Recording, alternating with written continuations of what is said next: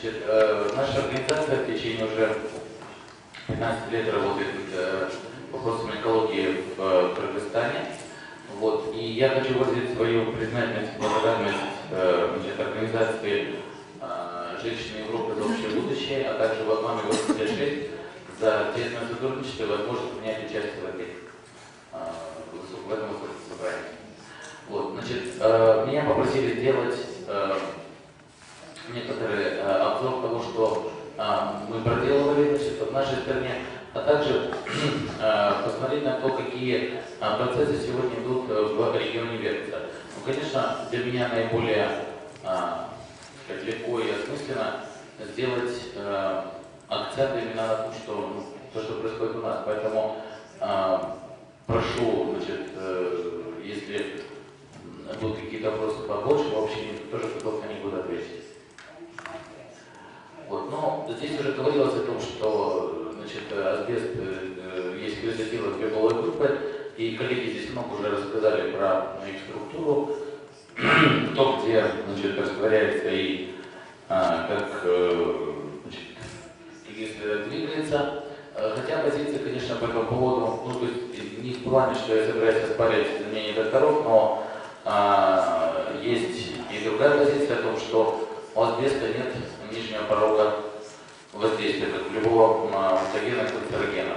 Достаточно нескольких волокон, достаточно большого количества, чтобы вызвать негативные изменения в организме. И, конечно, фиболовая группа здесь просто достаточно жестко выглядит, и, как вот тут уважаемые коллеги говорили, предотдел вроде как считается более мягким. Но давайте поговорим еще подробнее. Значит, ну вот сегодня хотим перейти именно к политическому процессу, потому что все-таки мы находимся в системе согласования принятия решений, и мы можем видеть, что уже сегодня 53 страны мира отказываются или почти полностью отказываются от использования асбеста, именно грязотела асбеста. Вот. И из четырех, самые большие производители грязотела асбеста — это Россия, Китай, Бразилия, Казахстан. И у нас практически, что используют в России все страны, а можно немножко назад еще? Быстро. Вот. Вперед. Вот. И также развивающие страны Китай, Нигерия, что давайте дальше.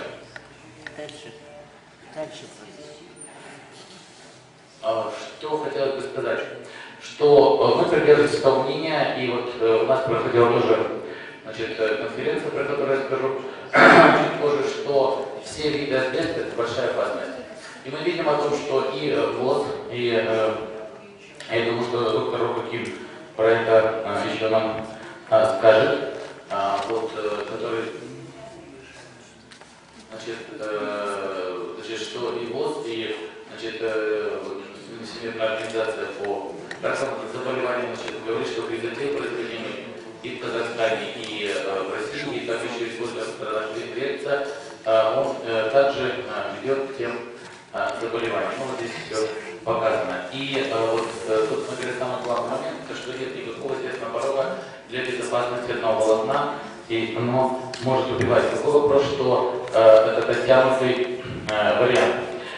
Мы должны здесь наполнить еще открытие Дубинина для, в генетике оно известно, я здесь думаю, коллеги разбираются о том, что вот нижний порог достаточно одной молекулы канцерогена мутагена для того, чтобы развились изменения внутриклеточные. Поэтому тут, в принципе, этот вопрос такой очень ясный с точки зрения, но вопрос политики, конечно, заставляет задуматься. Давайте дальше. Вот. Мы хотим сказать, что уже на сегодняшний момент в 3 странах, и вот я так понимаю, что 4-я, при поддержке немецкого министерства, также Европейского министерства экономики и среды, а также Европейского союза были проведены и организации женщины Европы за общее будущее были проведены конференции по вопросам политики и практики применения асбеста. Ну, вот как здесь говорится, в 2009 году Это была значит, Казахстан, потом Россия, Москва, и конференция была у нас. Уважаемые коллеги, я хочу обратить ваше внимание, что внутри вашего значит, папки, ну хорошо, что я буду делать, я буду рассказывать так. Значит, что внутри ваших папок есть значит, резолюции этих самых интересных данных. Значит, есть резолюции наших с вами конференций вот, по вопросам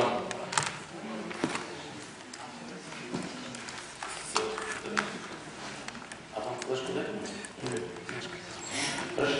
Значит, по вопросам этих конференций, которые проходили у нас в странах, и все происходили очень бурно и с большими степенями разногласий. Я хочу сказать один просто как бы визуальный пример, раз у меня презентация, буду рассказывать руками словами, что произошло у нас в Кыргызстане, когда мы собрали очень высокое собрание, и вот я уже отметил, что доктор Рогатин был у нас тогда, и замечательно тоже внес свою лепту в понимании этого процесса. Так вот, коллеги, мы увидели удивительную историю. Вот буквально вот так напополам был разделен зал. С одной стороны сидели представители, ну так получилось, те, кто говорили о том, что асбест можно есть с маслом и вообще как бы намазать на хлеб, вообще замечательный продукт. Вот, а другие говорили о том, что, собственно говоря, достаточно одной молекулы молекулы, в данном случае мы говорим о волокне, да, для того, чтобы значит, вызвать заболевание. И удивительно было то, что приблизительно количество профессоров и значит, остепененных людей да, разделилось пополам. То есть как бы одни работали значит, вот, с производственниками и говорили, что поддерживали одни отношения. Другие, как те, кто работали в профилактической медицине, говорили о том, что это известный факт, и во всех учебниках про это написано. Я видел это собственными глазами.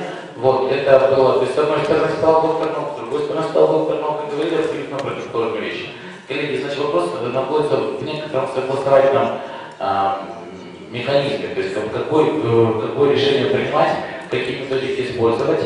И, собственно говоря, для меня было важно показать, что многие страны, в том числе страны Европы, отказались от использования изотилового асбеста. И все-таки рекомендации Организации здравоохранения о том, что это опасно. Поэтому вот как экологи мы говорим о том, что если есть хотя бы какой-то минимальный вред, может быть, надо менять отношения, особенно в отношении детей и женщин, то надо менять значит, саму систему отношений. Значит, еще я хочу сказать, пока, значит, может быть, у меня появится презентация, значит, что вот практически из всех представителей русскоязычного мира на последнем неправительственной организации, я имею в виду, вот, был я на последнем клубе, вот, значит, в Женеве, когда очень интересно сложилась ситуация. Вы здесь уже говорили о том, что значит, внесение изотилового асбеста в список значит, опасных веществ, да, то есть Роттердамской конвенции, значит, как там говорят, листы, да, то есть подписали, значит, заблокировали наша страна, заблокировала ваша страна, заблокировала Россия и значит, Казахстан. Ну, там был очень большой, значит, Индия побежала, а Канада сначала сказала да, потом начала говорить нет. Ну, то есть там политический процесс. Я видел, как устроен этот политический процесс. Коллеги, он очень далек от всех наших с вами дискуссий. Это в основном вопросы больше политики и экономики, чем значит, безопасности. Я все-таки думаю, что наша задача, как людей, которые хотят жить в нормальном, здоровом, устойчивом будущем, это все-таки реагировать на порог опасности, как на высокий.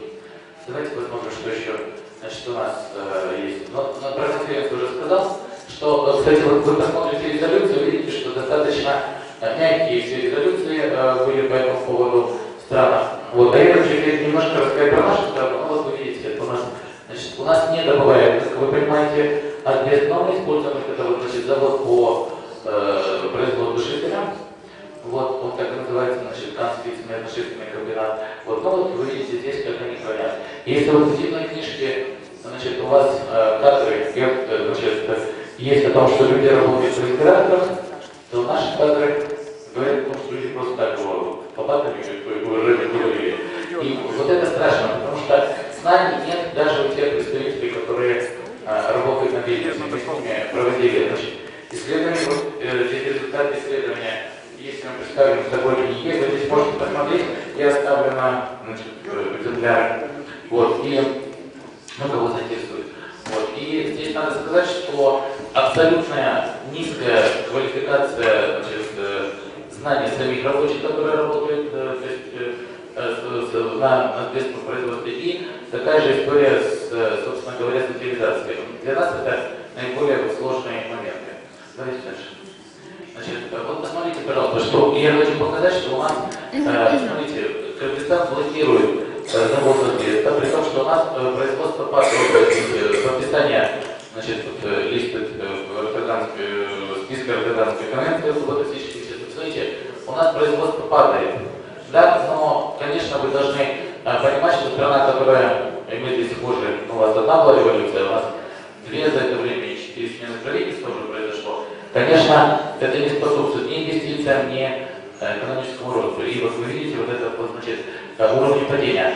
Однако, даже при этом уровне, что это не такой главный экономический вопрос, все надеются, что в 2012 году вот эта, значит, кривая пойдет вверх, и поэтому никто не хочет вносить, значит, список. То есть здесь очень видны вот эти экономические механизмы внутри, значит, экологической дискуссии и наоборот. То есть это, мне кажется, очень важно понимать. Давайте дальше. Вот, значит, ну вот здесь тоже мы это производство шифера, просто график ясный, я думаю, что практически. И сейчас вот сейчас начало подниматься, кстати. Потому что вот это данные